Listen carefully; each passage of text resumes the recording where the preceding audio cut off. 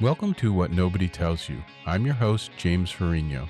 Join me while we explore the truths most people never hear. Welcome. I'm your host, James Ferrigno. Our guest today is Chaz August, and he's a personal growth coach and has facilitated workshops for the last 40 years. Welcome, Chaz. Hi. Hi. Nice to see you again. Yeah, good to see you after a long time. Yeah. You describe yourself as someone who can show rather than tell people what is blocking them. What does that mean to you, and how do you help someone see something about themselves that they might not be able to see normally? Wow. I didn't remember that phrase is on there. Um, I think what I'm speaking to is, that the my background, particularly in workshops and leading workshops all around the world, uh, the kind of work was experiential. It wasn't so much, like a seminar where you learn information and then you hope that that learning translates into behavior. It was more about trying on behaviors and really diving deep into the emotional core. And from that place, building your life. And Mm, so that's really what I mean about show versus tell. I can talk about the work, I can talk about what's involved, but the work really happens at the experience level, at the it's sort of like, knowledge plus experience is what creates potency, and the knowledge alone isn't enough, and mhm, really the experience, if it's not really mined and really looked at and really also isn't enough. So it's some mix mhm. of sort of the potency that comes from both understanding, but also kinesthetically from within your body experiencing. So that's what I think it means. Okay, so embodiment, Yeah. really letting your body learn things that Yeah. way Yeah. you don't Yeah. forget them. Yeah. Mm, I that I I suppose it's a somatic approach, although I don't think of myself as a somatic counselor, but it's definitely related. It's definitely related to the work of somatics. It's definitely related to the work of tantra. It's related to a lot of different sort of disciplines that try to do. There was a guy who, God, was it the mind body connection or healing the mind body connection? There's Mhm. been this Yeah, idea has been around a long, long, long, long time in a lot yeah, of different forms. Yeah. yeah, absolutely. This intrigued me. I saw this on your site too. You said you confuse sex with love and chemistry with connection. Yeah, yeah. So what was that experience like? What changed? What did you learn about that? Well, um,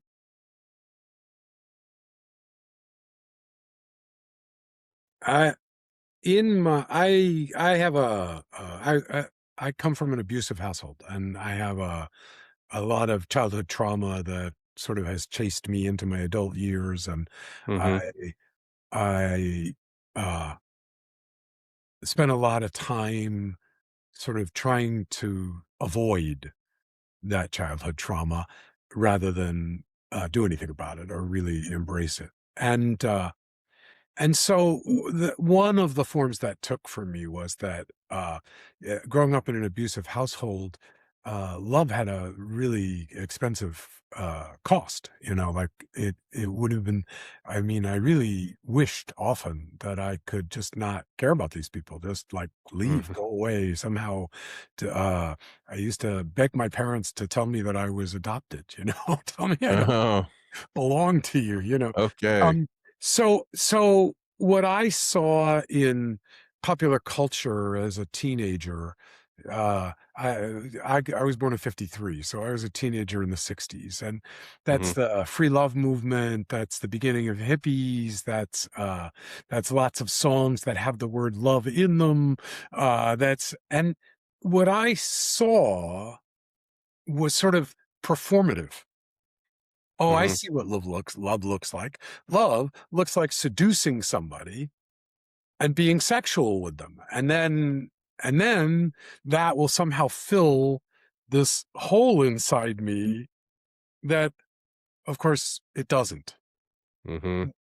It's not I don't have anything against sex, and I don't have anything against I mean, I think it's lovely that we have crushes and we have infatuations, and I think it's lovely that we learn how to respectfully play with each other and use our bodies to give us pleasure, and I'm not against any of those things. Mhm. But what I noticed was that as a teenager and even well into my 20s and 30s, I couldn't quite get the feeling inside me of really believing I was lovable and I was loved. Mm. And so it was really hard for me to believe that the person I was with really loved me because they didn't, I guess in my mind, there was sort of this, yeah, but if they really knew me, like I need to disguise who I am so that they will love me, which then always meant, right. And it left me sort of all confused about love, intimacy, and sexuality.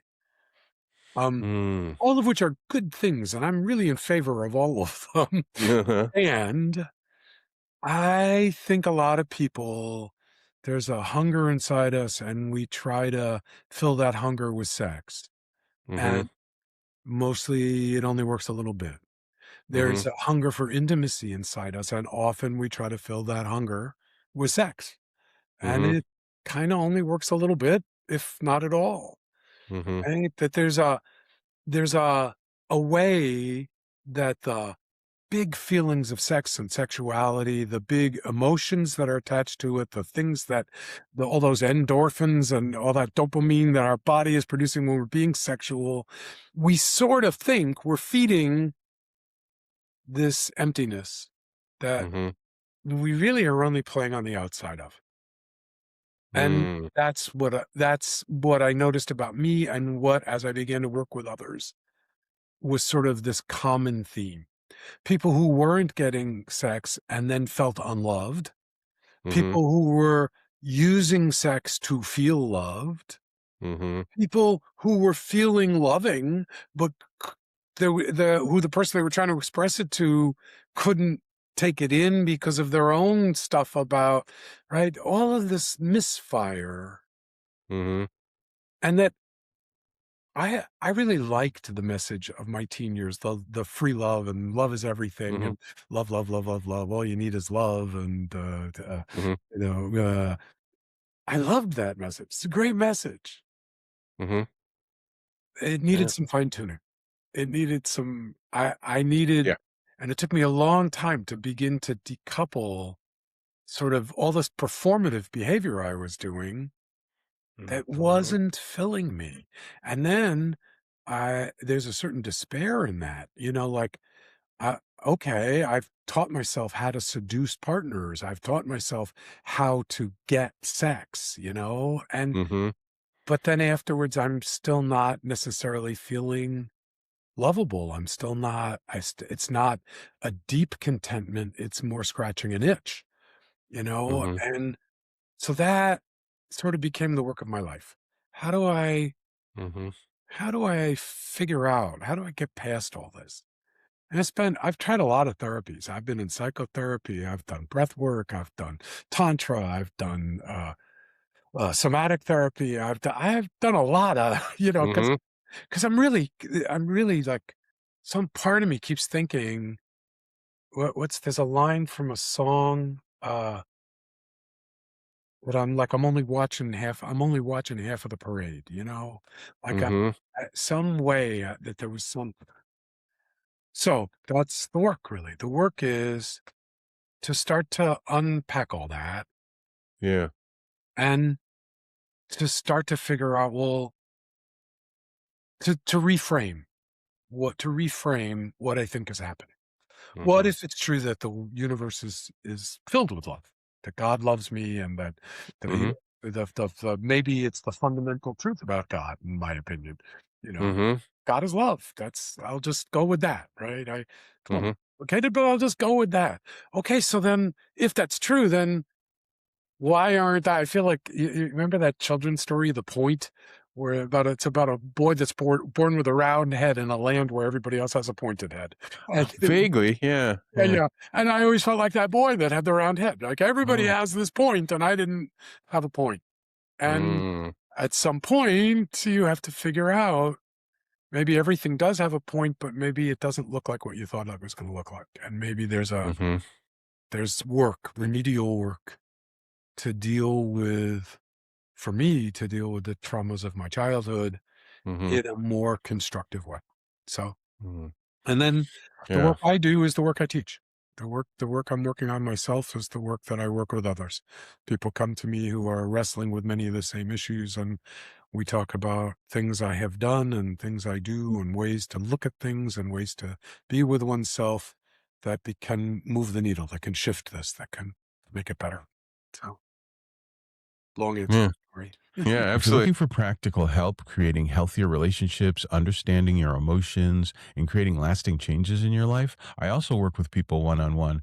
You'll find more information in the description. Yeah. Sorry. Yeah, absolutely. No, I love that. I love everything you said. Yeah, and it brought up a lot of different questions. What I'm hearing is that, really love and sex are two different things. They can go together or not, and Yeah. you can have one or the other. And Yeah. You can have one or the other or both of them mixed in some measure. yeah. And there is a very blurry border where the overlap is really hard to tease out. And often it's Hmm. not important to. If you are having Yeah. sex and you are feeling loved at the same time, and the Yeah. sex is feeding the love and the love is feeding the Hmm. sex, great. Hmm. That's not a problem, Yeah. right? Yeah. Yeah. I think maybe a lot of us could, especially in our younger days and our youth, can confuse those. That Yes. seems like that. Yes. There's probably quite a few people with that confusion, and we do have a society that doesn't necessarily teach people about what love is Yeah. and how that functions, or sex either. Well, I want to Um, say farther than doesn't teach people. Okay, so mhm, there's a lot of metaphors for what a personality is and how a personality works. And one system of thinking that I like is a thing called transactional analysis, which mhm, bad rap in the 60s, but there's a lot of good things in it. There's a lot of, mhm, one of the things they sort of imagine that a personality, transactional analysis imagines that a personality is a parent, an adult, and a child, all mhm, all in one person. mhm, Parent is all the rules, all the laws, mhm, all the right. The adult is the non-emotional everything we do to get through life. The adult is when you're doing your taxes or you're driving your car or you're just things you don't have to think about. They don't really have an emotional content. They're just right. And the child is that free spirit that figures out who you are and what you want. Okay, that's a mhm. simple way to say it. And Yeah. they bleed into each other a little bit. They're not separate and distinct. They can be separate Mhm, and distinct. In that parent, there's really two aspects of the parent. There's the nurturing parent and there's the critical parent. The critical parent is all the rules and all the awareness of how you did it wrong, how you screwed it up, how you're not doing it right, how mhm, you're not making enough money, it's that voice inside your head that when you get an A, you can hear the voice that says, "Well, why didn't you get an A plus?" It's that mhm, it's that voice inside your head that gets really pleased about your raise and then hears that somebody else got a bigger raise and it's like, "Oh, why didn't I get a bigger raise? What's wrong?" Right? It mhm, is, and it's not a bad thing. It's not, none of this is bad, but a critical parent voice inside our head, which most of us have, that isn't balanced by a nurturing parent voice inside our head, mhm. is gonna steal the joy out of almost every aspect of life. Yeah. And now I want to go back down to that child, to the child. Okay, there's a sort of two parts to the child: the adaptive child and the free child. There's a part of us that just looks around at what everybody else is doing and figures out some way to respond to what everybody else is doing. And that's Mhm, not bad. That little kids do this all the time. This is how they make up games. One kid mhm, starts it, everybody else plays it, and you're all playing the game. mhm, The limitation is that our imaginations are so much bigger than just what somebody else does. And there's a free child in us that is free of rules and free of, right? And mhm, our culture, we cultivate an adapted child and a critical parent. Those are the voices inside our heads that really, by the time we're adults, run the show. Mm-hmm. We're going to be shamed if we do something outside of the norm. We're going to be there must be something right. This is in my opinion, this is the loudest voice today of people's fear of people's fear of other cultures, other skin colors, of other sexual orientations. There's Mm-hmm. so much fear out there. You know what they're afraid of? It doesn't fit the adapted child. The adapted child looked around and didn't know about any of those things, doesn't think those things are right. Those things must be dangerous, right? This is the critical parent telling us you're not supposed to feel that way. You're not supposed to think that way. What's wrong with you? Mm-hmm. You're Mm-hmm. sick to think that way. There's something broken about you. There's something. Well, I've been having this conversation with friends lately. How much of behavior is pathologized? Mm-hmm. Oh, wow, that's an autism trait. Oh, that's an ADHD trait. Oh, that's Mm-hmm. like how much of life is pathologized? Now, Mm-hmm. don't hear me wrong. There is pathology, and there are some things where we could get outside help, and diagnosis is really important. But everything doesn't need to be pathologized. And Mm-hmm. I think everything's a spectrum. Everything's a right. So It's a yeah, continuum. Yeah. we all have some autistic traits. We're not all autistic, right? Mm-hmm. We all have some passive aggressive traits, but we're not fundamentally passive aggressive. Right. Mm-hmm. My work, I think, is helping people discover how to cultivate a nurturing parent voice, a voice that tells us it's okay to be afraid. It's Mm-hmm. okay to fail. It's okay to be sad. It's okay to be longing. These are not measures of how you fucked it up, which is kind of what most of us think. We're in a dating relationship and then the person ghosts us and we kind of go into they're either bad and or we're bad. Mm-hmm. And there's no nurturing voice Mm-hmm. inside that Mm-hmm. can say, you know what, you are enough and you have enough. And this wasn't about not being enough. This is whatever was happening here, you're lovable. We don't have that voice. And Mm-hmm. most of us don't have permission to just create joy. We don't have permission to do that. We have permission to create joy within the bounds of getting a good job, having a house, having the right car, buying the right things, being with the right people, adapting to what's around us. We can create joy that way. But boy, you tell somebody you're going to leave everything, get on a boat and sail to the Mallorca, I don't know, sail out to the Marianas, right? Mm-hmm. You're crazy. Can't do that. You can't do that. What are you thinking? You can't do that. What about your kids? What about your wife? What about your job? What about your career? You can't do that. No free child. No Mm-hmm. child in there, all adaptive child. I looked at all the other kids. They all had jobs. They all had houses. They all had cars. I need to find my joy by having a house, a car. Okay. So my work is Mm-hmm. helping us build back up that uh, stunted free child and that almost absent nurturing parent voice Mm-hmm. to find a path to self-love, to find a strong foundation for self-love, which Mm-hmm. then makes us available to love and be loved by others. Mm. Fantastic. Fantastic. Yeah, it makes me think of Robert Bly said, I think this isn't a direct quote, but that pretty much the independent child person within you that is able to know what they want and know what their desires are Yeah, is stamped out of most people by around age 7 or 8. yeah, And just by all the yeah, yeah, institutions, adults. yeah. I can't Yeah. tell you how many clients that it's one of the first things I ask clients is, and I ask at workshops, like, so what do you want? And I watch them just get lost in well, what am I allowed to want?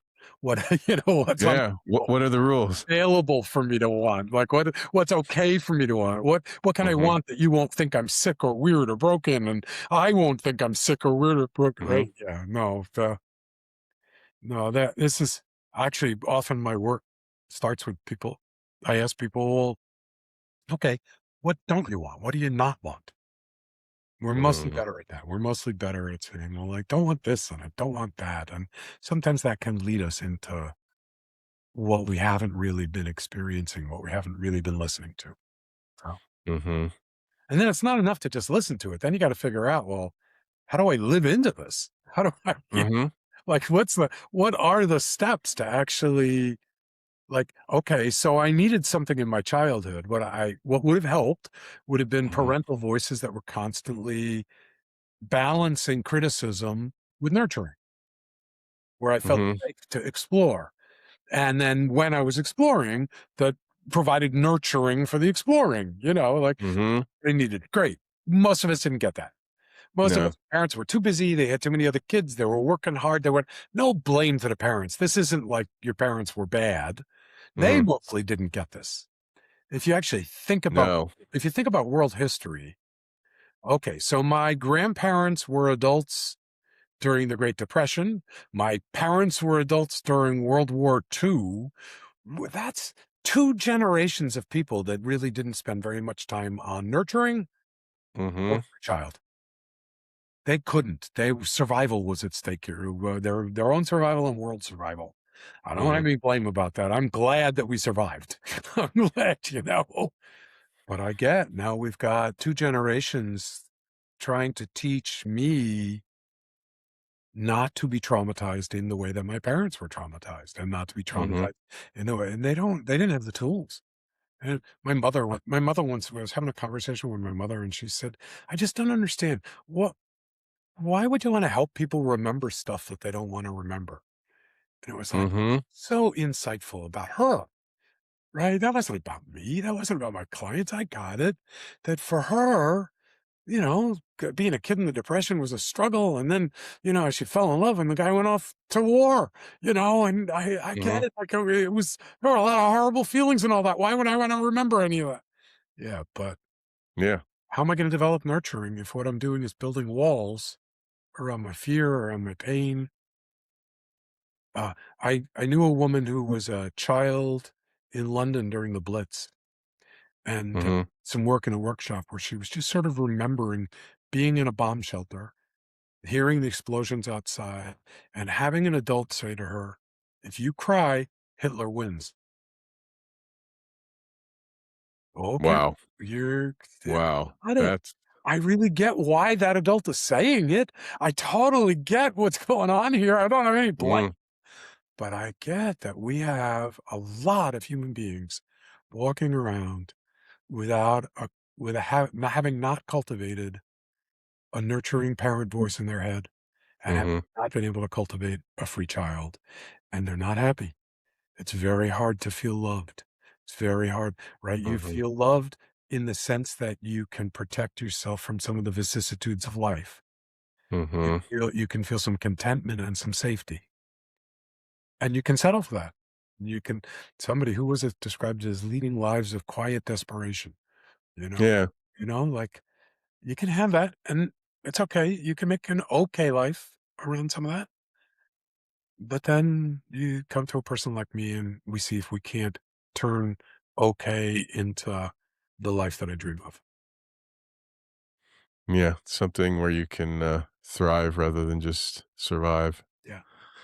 And yeah, that's really resonating for me. In fact, I'll just mention today the podcast that I just released this morning. I talk about the lack of initiation process in the culture and Oh my God. really how it's been 1,000 years of it degrading, and how just generation after generation of people that can't pass it on because they have nothing to pass on. Yes. Men and women. So, yeah, Yeah. both. Yeah. I think it's a little more severe for men, but yeah, for both. You think that because you're a man. When Yeah, I have daughters, and yeah, I've worked with a lot of women, and I've discovered that yeah, it's just different. It's not yeah. it's not the same initiation. So it is different, No, no, no. but That there's I it's just think there. there's a little less. There's a tiny sprinkling for Well, women and not much of let me say anything it a for different men. way. I'm not sure it's useful to compare. Yeah, I'll yeah. say that thought applies to women and men, and it's Oh, not. yeah, I don't absolutely, know yeah. that it's very useful to think who has it worse. I think we all have it, and we Mhm. all could be partners working together to change it. Yeah, that's true. Yeah. Absolutely. Sorry, So, I have a sensitive spot about these sort of characterizations of how it is for women versus how it is for men, how it is for straight mhm, people versus gay people, how it is for trans, how it is for I I think it's mhm, very hard for us to really know what an experience is for someone who's living in a very different experience than ours. It's very mhm. there's some human things we have in common, and then it's really hard to know how would that be if I was this or if I was that? How would it be if I was raised, with this Um, belief so that, like so it's not good to compare. well, I I totally agree, except that I do use the comparison sometimes in my work because I think it's useful to look at the things that women are doing right Mhm. Yes. that men aren't doing, Yes. and the things that they get, being having sharing emotions with each other, talking more, and having that amount of support, and even sharing information in a Yeah. social level that men do not do. And I think men could have a lot to learn from them So here's and the thing I want to really get. challenge. Yeah. Some men do not do. Mhm. I will introduce you to my circle of male friends where we've all learned Yeah. how to actually talk about our feelings, Yeah. hug, how to be real, how to climb out of the picture of man that is given to us, to what the be a man training says, how to Mhm. climb out of that into how to be a human. So I want Mhm. to say Absolutely. there are men out there that are working in the direction you're talking about. And it's just, I agree, the media image, the overwhelming sort of message that men get, they have to really work against to get to be feeling sensitive. Mhm. Mhm. Yeah, it's a challenge. It's a very real challenge, but don't kid yourself. There's guys out there who are Yeah, yeah. Of lunge course. and stepping right into it. So it just I love it. How I yeah. I don't think I think everything's in a moving picture, like Yeah. yeah, Yeah, yeah, there's no absolutes to yeah, it. Yeah, I know a lot of men that are, uh, have well, in most cases, spent years working towards yeah, that and yeah, achieving that. yeah. But I mean, for men who haven't seen it, don't know about it, haven't Too worked many on it. yeah, too many people out there will modeling their manhood on what I think of as toxic masculinity. So Mhm. that's definitely true. So, Television commercials or whatever. oh, Yeah. everything. It's all around us all. Oh, yeah. Oof. Yeah, yeah. So, you were talking about the critical parent. Mhm. And, I work with people about, their negative self-talk, which I think is that the same thing to you? Look, yeah, they're I think they're probably uh, uh, distinctions without much of a difference. Yeah. Okay, yeah. And, yeah, and I love how you mentioned about, really having the nurturing parent allow you to build self-love, really, and self-love, I think, is very well, I think it's almost self-explanatory. If you love yourself, things will be a lot easier for you. Um I think it's our purpose. So I To love think, ourselves? yeah, I think that's what we're on the planet for. We're on the. It is my um, sort of core belief that uh, human beings are on the planet to make love manifest, to make it visible, to make it that Mhm, throughout the universe we see. In terms of physics, we see attraction, we see gravity, we see large masses attracting small masses. We see the mhm, basic forces of weak force, strong force, magnetism, and gravity. Right? We see electrons chasing protons. We see all kinds of forms. Yeah, but what humans bring to the whole picture in the universe, the only thing we really bring to the universe, mhm, we make it explicit. We make art about it. We make movies about it. We write songs about it. We yearn to make love manifest. mhm, Okay. I think it's why there are humans on the planet. That's our part to mm, contribute. Our part to contribute. is love. It's the Mm, thing. Yeah. So that's my story about kind of what our purpose is. mm. Yeah, yeah, I like that. I'm maybe a little more nuanced than that, but yeah, I think I agree with that. And I definitely see that really loving yourself is the first step to a lot of other things. The goals people may have, things that they want, desires that really can't be gotten to without first loving yourself. I do say it's a process. It's not a Mhm. place to get to. So sometimes people hear that loving yourself is the first step. Yeah. That means I can't move forward until I love Yeah. myself. And I don't actually think that's how it works. No. I think actually everything, almost everything, is a process. So Yeah. as I'm in the process of learning more and more about how to love myself, I draw towards me all kinds of Mhm. positives, right? But it's not like I have to arrive there to then do the next step. It's not that. Mhm. It's a process that we're in that's a lifetime long. Yeah, that's a really good point. It's not an on-off switch. Yeah. It's a continuum that you're going through. And really, frankly, almost everything's a continuum. Yeah. Very few things are absolutely black and white. I can't even think of one right now. I I think Uh, I saw a t-shirt about that. That there's 2 kinds of people. People who think there's 2 kinds of people and people who don't.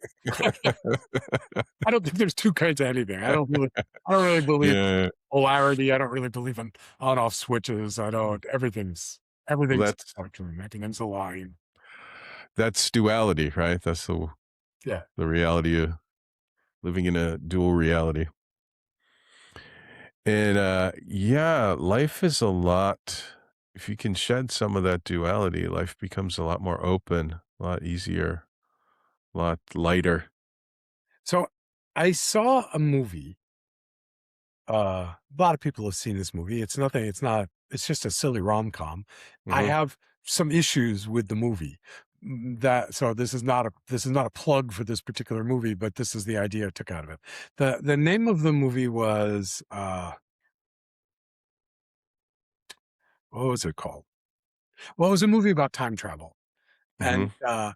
And in the movie, basically, the protagonist could go back in time to any time that anything he had lived and Hmm. redo it, and time would start from that moment forward.